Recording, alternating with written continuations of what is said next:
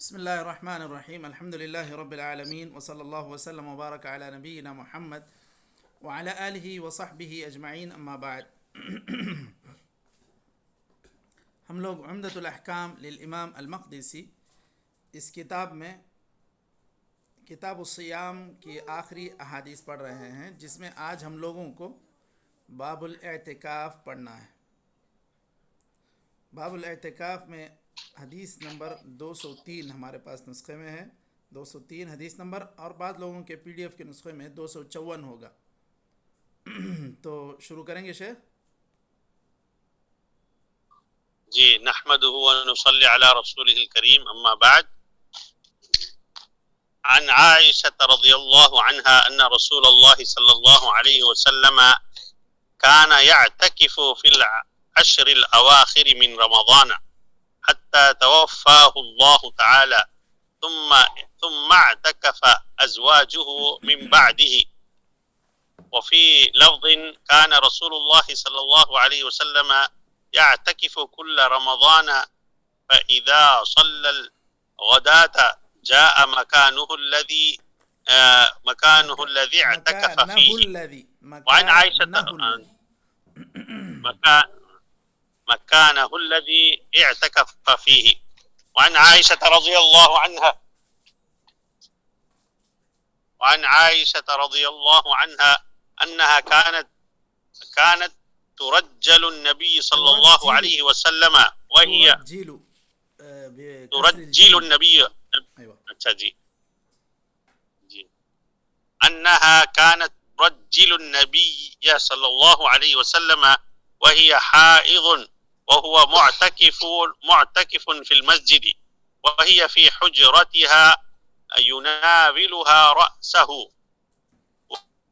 وفي رواية وكان لا يدخل البيت إلا الحاجة الإنسان. وفي رواية أن عائشة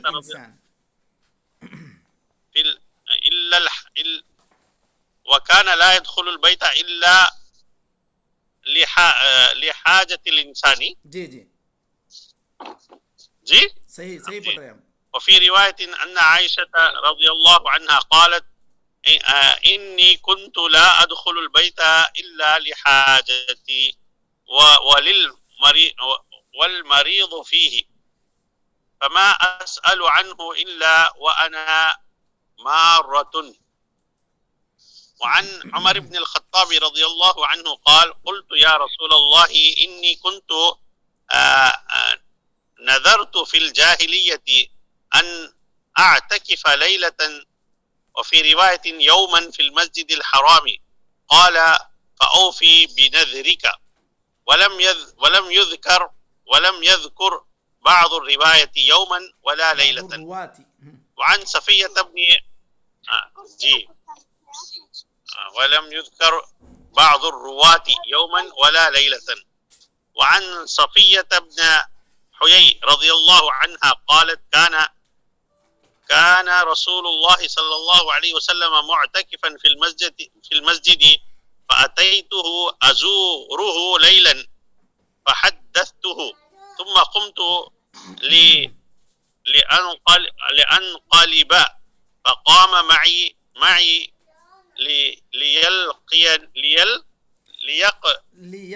ليقلبني كاشا ليقلبني. ايوه جی ليقلبني.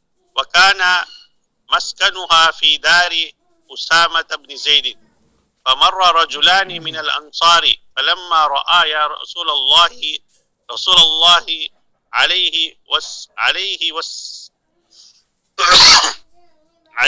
وسلم أسرع في المشي، فقال على رسلكما إنها صفية بن حيي. فقال سبحان الله يا رسول الله. فقال إن الشيطان يجري من ابن آدم مجرى الدم، وإني خفت أن يقذف في قلوبكما شرا أو قال شيئا. وفي رواية أنها جاءت تزوره في اعتكافه في المسجد في العشر الأواخر من رمضان، فحدثت عنده ساعة ثم قامت تنقلب فقام فحدثته النبي ہے صلى یا الله عليه وسلم تحدثت ہے؟ فتحدثت. ہاں فحدثت ہے شیخ، فتحدثت ہے ہمارے نسخے میں تا. فحدثت، ہاں جی، فتحدث، ایوہ فتح صحیح صحیح، فتح فتحدثت عنده ایوہ ساعة، جی، جی. ثم قامت تنقلب فقام النبي صلى الله عليه وسلم معها يقلبها حتى إذا بلغ باب المسجد عند باب أم سلمة ثم ذكرها بمعناه. وصلى الله تعالى على خير خلقه محمد وعلى آله وأصحابه أجمعين. بسم اللہ الرحمن الرحیم. الحمد للہ رب العالمین وصلی اللہ وسلم وبارک علی نبینا محمد وعلی آلہ وصحبہ اجمعین. اما بعد، آج ہم لوگ عمدۃ الاحکام للامام المقدسی اس کتاب میں کتاب الصیام کے آخری باب الاعتکاف سے کچھ حدیثیں پڑھ رہے ہیں. اب تک الحمدللہ اس سلسلے میں کتاب الصلاۃ، کتاب الزکوٰۃ اور یہ کتاب الصیام، 3 ارکان کے تفصیل ہم لوگ پڑھ چکے ہیں. اب الاعتکاف، اس کے لغوی معنی کیا ہیں؟ اعتکاف کے لغوی معنی ہیں کہ کسی چیز کو لازم پکڑ لینا، اور اسی سے اللہ تعالیٰ کا قول ہے یعکفون علی اصنام لہم. وہ لوگ اپنے بتوں کو لازم پکڑ لیتے تھے یا ان کے پاس بیٹھ جاتے تھے. اب شریعت میں اعتکاف کسے کہتے ہیں؟ مسجد میں عبادت کی نیت سے بیٹھنے کو کہتے ہیں. اور اس میں خاص طور پر عشر اواخر میں آپ صلی اللہ علیہ وسلم نے لیلۃ القدر کو تلاش کرنے کے لیے اپنی زندگی میں اعتکاف کا اہتمام کیا، اور آپ صلی اللہ علیہ وسلم کے بعد آپ کے ازواج مطہرات نے بھی اس کا اہتمام کیا. صحابہ کرام کرتے تھے، اس کے بعد تابعین، اس طرح سلسلہ آج تک بھی الحمدللہ جاری. اس کی حکمت کیا ہے، اس کا فائدہ کیا ہے؟ امام ابن قیم رحمۃ اللہ علیہ اس تعلق سے کہتے ہیں کہ آدمی اس کی بھلائی یا اس کی درستگی اور اس کی صلاح اسی میں ہے کہ آدمی اپنے دل کو اللہ تعالیٰ کی یاد سے معمور رکھے، آباد رکھے. اور دل جب اللہ کے ذکر سے معمور رہے گا، آباد رہے گا، تو دل کے اندر جو انسان کے ہموم اور غموم، جو رنج و غم اس کے دل میں بیٹھ جاتے ہیں، وہ ساری چیزیں ختم ہو جائیں گی اور اللہ تعالیٰ کے ذکر سے اس کا دل آباد ہو جائے گا. اسی لیے اللہ تعالیٰ کا ذکر کرنے کے لیے، اللہ تعالیٰ کو یاد کرنے کے لیے انسان اعتکاف کا اہتمام کرے، تاکہ اللہ تعالیٰ کی یاد اس کے دل میں پوری طرح بیٹھ جائے. اگر ایک انسان پوری طرح اللہ تعالیٰ کے لیے یکسو ہو کر مسجد میں بیٹھ جاتا ہے،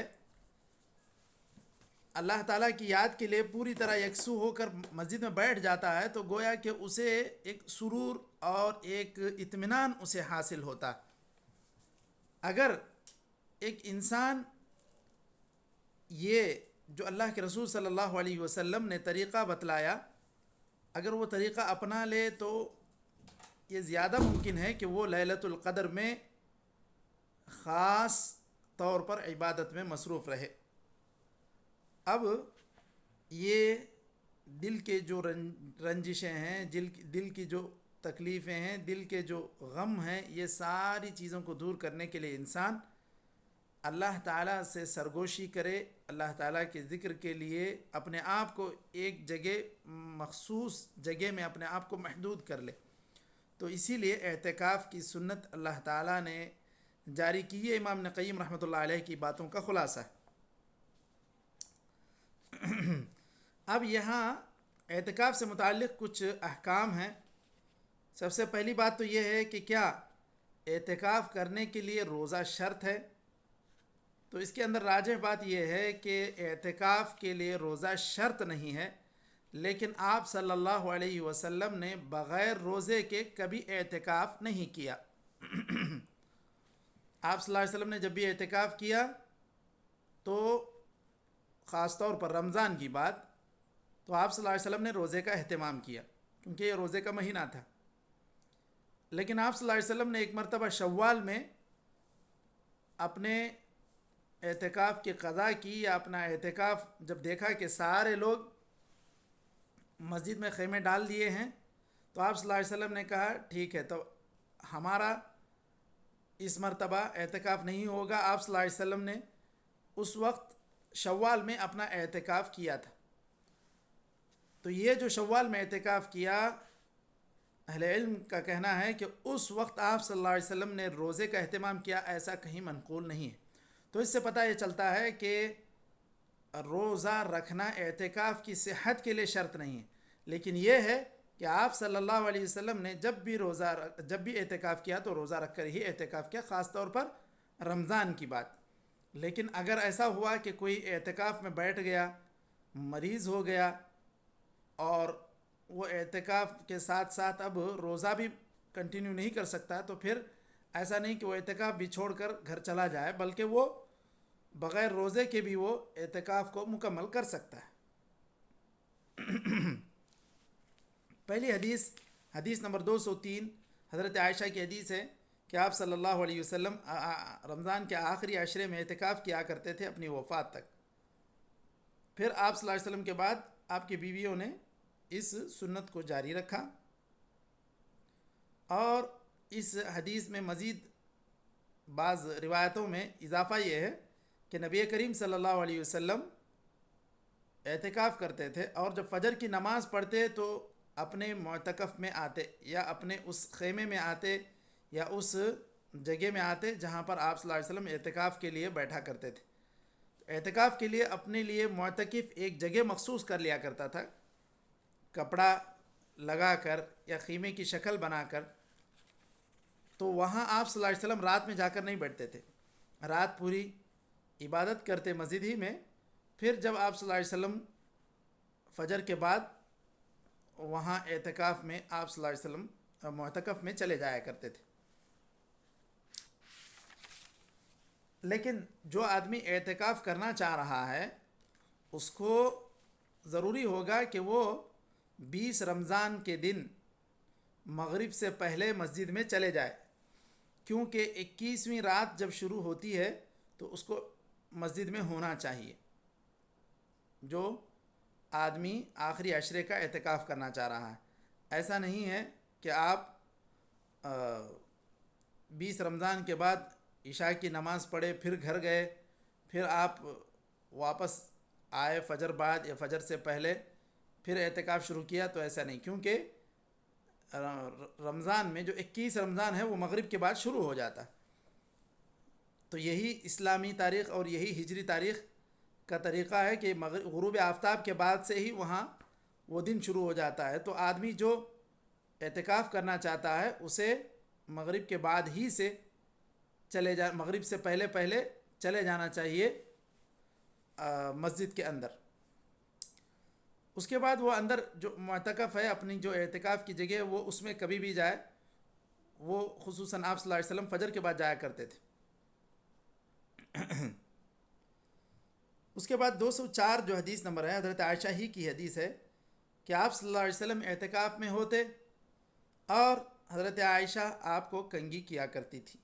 ترجلو کہتے ہیں کنگھی کرنے کو، وہی حائض، اور وہ حالت حیض میں بھی ہوتی، وہ معتکفن فی المسجد، آپ صلی اللہ علیہ وسلم مسجد میں اعتکاف میں ہوتے، وہی فی حجرتہا، چونکہ آپ جانتے ہیں حضرت عائشہ کا کمرہ مسجد نبی سے سٹا ہوا تھا یا بالکل لگا ہوا تھا، تو آپ صلی اللہ علیہ وسلم اپنا سر حضرت عائشہ کو دے دیا کرتے تھے، اور حضرت عائشہ آپ صلی اللہ علیہ وسلم کو کنگھی کیا کرتی تھیں۔ تو مسجد میں ہوتے ہوئے آپ صلی اللہ علیہ وسلم حضرت عائشہ کے حجرے میں اپنا سر دے دیا کرتے تھے، اور حضرت عائشہ آپ صلی اللہ علیہ وسلم کو کنگھی کیا کرتی تھی۔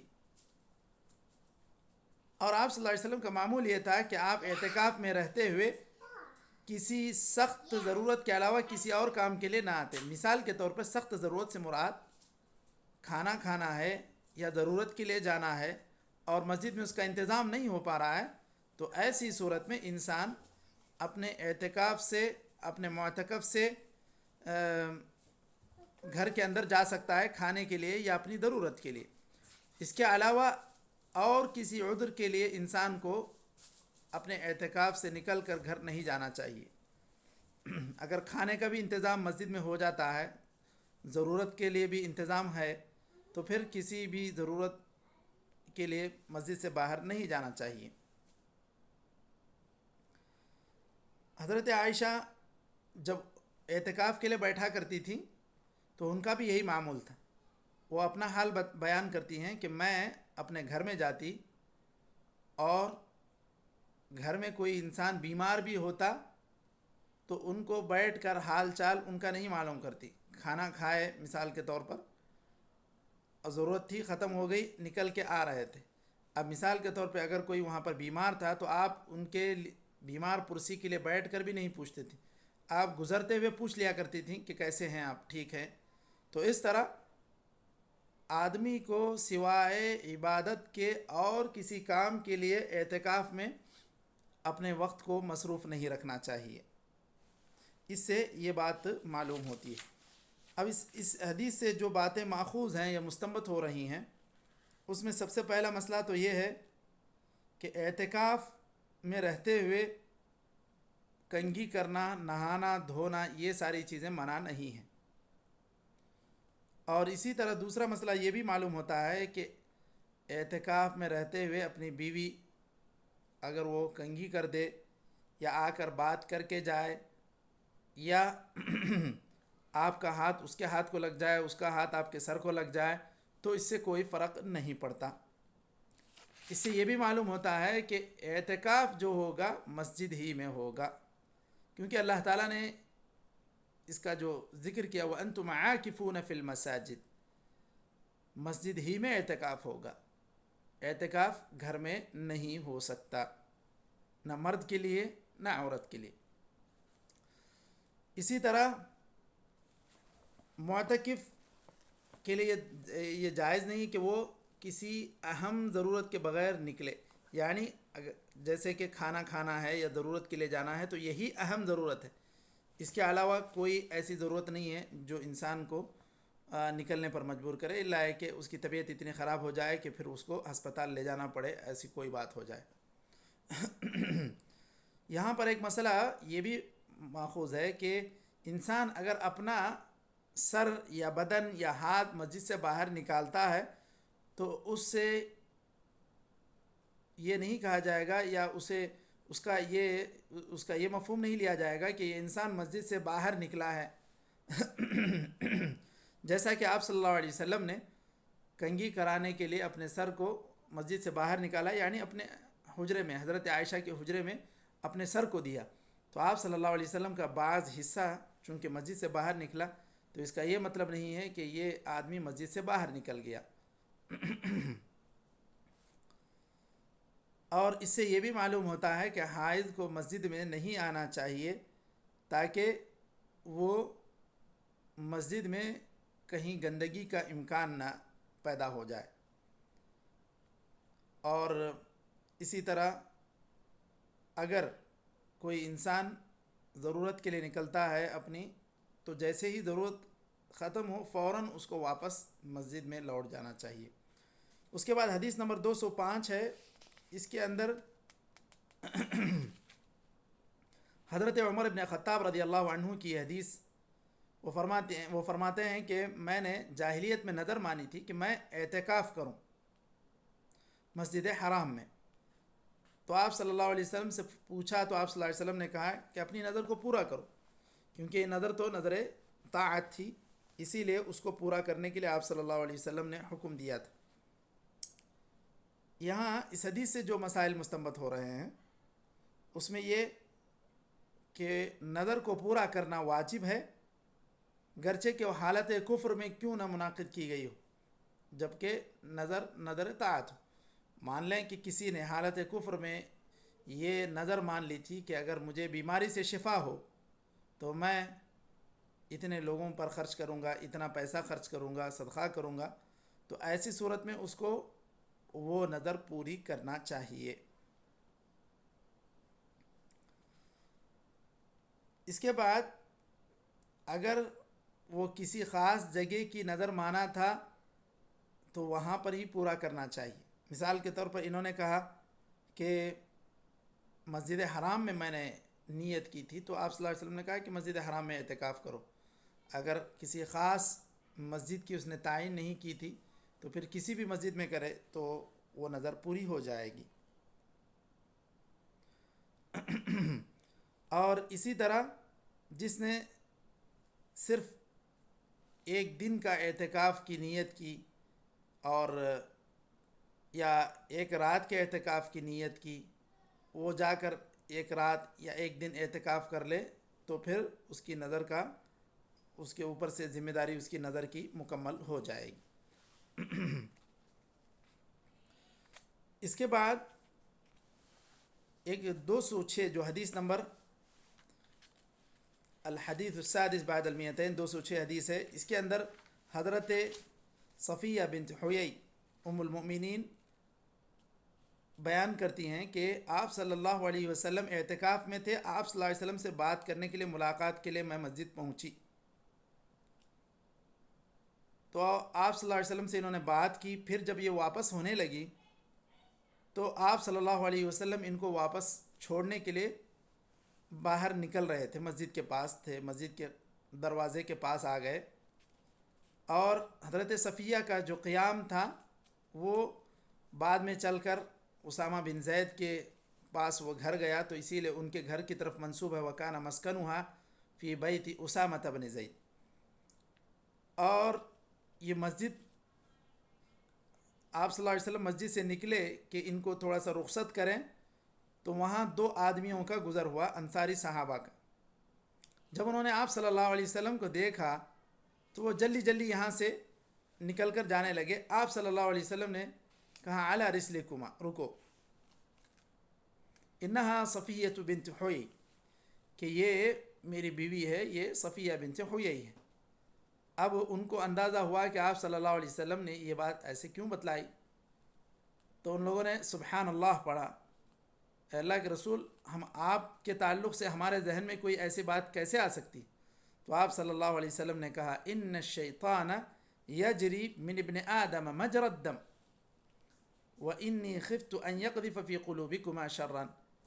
یہ برابر یہ جو شیطان ہے انسان کے پیچھے لگا رہتا ہے، اور ایسا ہو سکتا ہے کہ انسان کچھ اپنے ذہن کو دور رکھنا چاہے ایسی چیزوں سے، لیکن پھر بھی شیطان ایک موقع ڈھونڈے گا کہ آپ کے دل میں ایسی چیزیں ڈالے۔ تو اسی لیے آپ صلی اللہ علیہ وسلم نے اس بدگمانی کا موقع نہ دیا جائے، اس لیے آپ صلی اللہ علیہ وسلم نے کہا کہ یہ حضرت صفیہ بنت حیی ہیں۔ اور دوسری روایتوں میں یہ ہے کہ آپ صلی اللہ علیہ وسلم سے ملاقات کے لیے وہ معتکف میں آئیں، جب آپ صلی اللہ علیہ وسلم مسجد میں اعتکاف میں تھے عشر اواخر میں، تو کچھ دیر انہوں نے بات کی، پھر جب آپ صلی اللہ علیہ وسلم وہ واپس ہونے لگی تو آپ صلی اللہ علیہ وسلم ان کو واپس بھیجنے کے لیے، رخصت کرنے کے لیے آئیں، آپ صلی اللہ علیہ وسلم آئے۔ یہاں جب وہ مسجد کے دروازے پر پہنچیں تو اس کے بعد ایسی بات ہوئی کہ 2 صحابہ کا گزر ہوا۔ یہ کچھ تبدیلی کے ساتھ بعض دیگر روایتوں میں یہ بات موجود ہے۔ علی رسلکما کہتے ہیں ٹہر جاؤ، آرام سے رک جاؤ۔ اب اس حدیث سے جو مسائل مستنبط ہو رہے ہیں اس میں یہ بات معلوم ہو رہی ہے، کیونکہ اس میں بھی مطلق اعتکاف مسجد اس کے الفاظ وارد ہوئے ہیں کہ آپ صلی اللہ علیہ وسلم مسجد میں معتکف تھے، اسی وقت میں ملنے کے لیے آئی حضرت صفیہ رضی اللہ عنہا کا بیان ہے۔ اسی طرح اس میں آپ صلی اللہ علیہ وسلم کے حسن اخلاق کا پتہ چلتا ہے کہ آپ صلی اللہ علیہ وسلم اپنی بیویوں کے ساتھ کس قدر حسن اخلاق سے پیش آتے تھے۔ اعتکاف میں ہیں، عبادت میں ہیں، پھر بھی آپ صلی اللہ علیہ وسلم سے ملنے کے لیے آپ کی بیوی آئیں تو آپ صلی اللہ علیہ وسلم بات کیے ان کے ساتھ، پھر ان کو تھوڑی دیر چھوڑنے کے لیے آپ صلی اللہ علیہ وسلم رخصت کرنے کے لیے ان کے ساتھ اٹھ کھڑے ہوئے. تو یہ اس بات کو ظاہر کرتا ہے کہ آپ صلی اللہ علیہ وسلم اپنی بیویوں کو کس قدر اہمیت دیتے تھے اور ان کے ساتھ خوش اخلاقی کا کتنا خیال کرتے تھے. اسی طرح اس حدیث سے یہ بات بھی معلوم ہو رہی ہے کہ شیطان انسان کو گمراہ کرنے کے پیچھے لگا رہتا ہے، اور یہ بھی ممکن ہے کہ بڑے سے بڑے بزرگ اور نیک لوگوں کو بھی ان کے دل میں بھی یہ وسوسے ڈال دے. اسی لیے آپ صلی اللہ علیہ وسلم نے 2 صحابیوں کو دیکھا، اس کے باوجود آپ صلی اللہ علیہ وسلم نے یہ کوشش کی کہ ان کے دل میں اس طرح کی کوئی بات نہ آئے. اسی لیے آپ صلی اللہ علیہ وسلم نے ان کو رکا کر بتایا کہ یہ میری بیوی تھیں، میں ان کے ساتھ ہی بات کر رہا تھا، میں کسی اور کے ساتھ بات نہیں کر رہا تھا. تو ایک تو یہ ہوا اس کا فائدہ کہ ایک ان کے دلوں میں اگر بدگمانی پیدا ہوتی تو یہ ان کے لیے خواہ گناہ کا سبب بنتی کہ یہ لوگ سوچتے کہ شاید پتہ نہیں کیا بات تھی، کس کے ساتھ آپ صلی اللہ علیہ وسلم بات کر رہے تھے. تو یہ ایک تو آپ صلی اللہ علیہ وسلم کی امت کے ساتھ ایک شفقت کا بھی یہاں پر اظہار ہوتا ہے کہ آپ صلی اللہ علیہ وسلم نے ان دونوں کے ساتھ بھی ایک اچھا معاملہ یہ کیا کہ ان کے لیے بھی آپ صلی اللہ علیہ وسلم نے بات کو واضح کیا. اس سے یہ بات بھی علماء نے استنباط کی ہے کہ اگر حاکم کوئی کام ایسا کرتا ہے کہ جس کی حکمت ظاہر نہیں ہے تو اس کو ظاہر کر دینا چاہیے تاکہ اس کے تعلق سے بدگمانی نہ پیدا ہو، جیسا کہ آپ صلی اللہ علیہ وسلم نے یہاں پر کیا. آپ صلی اللہ علیہ وسلم نے ان دونوں کو رکا کر واضح کیا، بتلایا. تو چلیے یہاں تک یہ بات اعتکاف کی ختم ہو رہی ہے. تو اس طرح الحمدللہ کتاب الصیام یہاں پر ختم ہو رہا ہے. انشاءاللہ آئندہ جب دوبارہ حلقہ شروع ہوگا تو انشاءاللہ کتاب الحج سے ہم لوگ شروع کریں گے. اب یہاں تک کتاب الصلاۃ، کتاب الصیام، کتاب الزکاۃ 3 کتاب ہم لوگ اس میں پڑھ چکے ہیں، اتنی تفصیل اس میں آ گئی. تو یہاں تک آج کی یہ گفتگو انشاءاللہ ہم لوگ ختم کرتے ہیں. نکتفی بہذا القدر وصلی اللہ وسلم وبارک علی نبینا محمد وعلی آلہ وصحبہ اجمعین. السلام علیکم ورحمۃ اللہ وبرکاتہ.